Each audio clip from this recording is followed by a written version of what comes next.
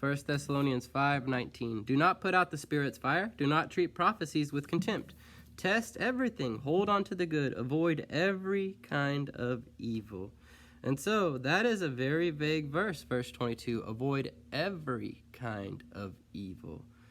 Furthermore, avoid appearing evil in the sight of other men. Why?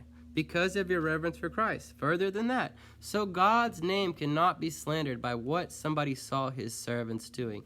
Carefully guard your lips. Don't cuss. Don't use euphemisms that aren't appropriate because you're a Christian, because you belong to Jesus Christ. Why?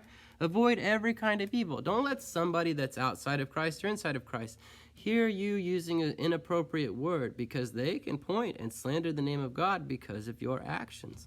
Don't cheat on your taxes. Don't do anything foolish or selfish like that, but fix our eyes on Christ. Furthermore, we talk about don't get involved in sexual temptation. We understand that. So avoid every kind of evil. Don't go around places where somebody might confuse you as practicing what they practice if it's inappropriate.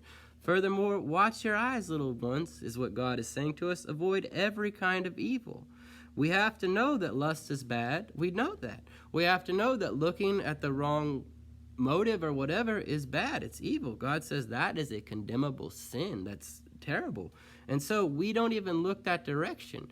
And so we don't want God's name to be slandered. We don't want outsiders to have an opportunity to slander his name. So we've got to fix our eyes on Jesus Christ. We've got to be alert to these words and alert to the Spirit. We've got to tell God, I do believe you. Psalm 19:7, your words convert the soul. My soul says, avoid every kind of evil. Don't even give anybody an opportunity to say anything bad about God's name.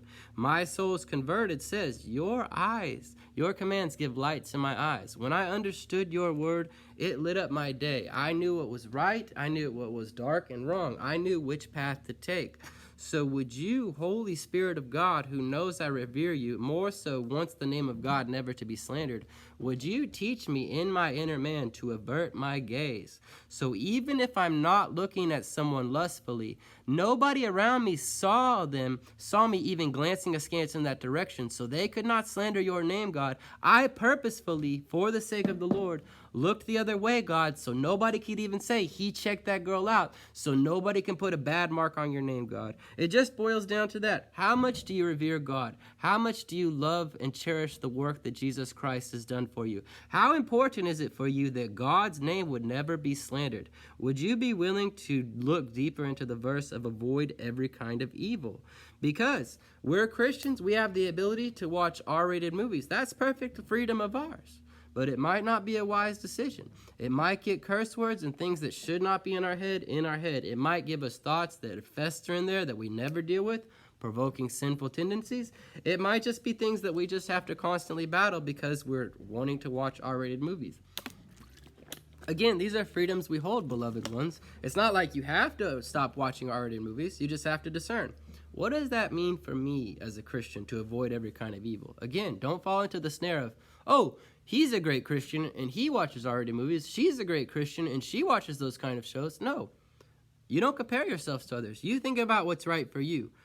I have a perverse sense of humor that God took me dramatically out of.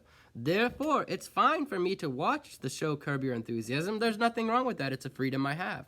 But because God has given me an awareness of what he wants, I shouldn't be watching that show because my mind is so pliable to go back to that perverse sarcasm that I shouldn't be involved in at all. I don't want that thing to have a hold on me. Am I boasting of myself? No. Again, this is because of God. The reverence that he has driven into my heart for him says avoid every kind of evil. That's perverse humor. If I have an inclination to go that way, no, I don't watch that stuff.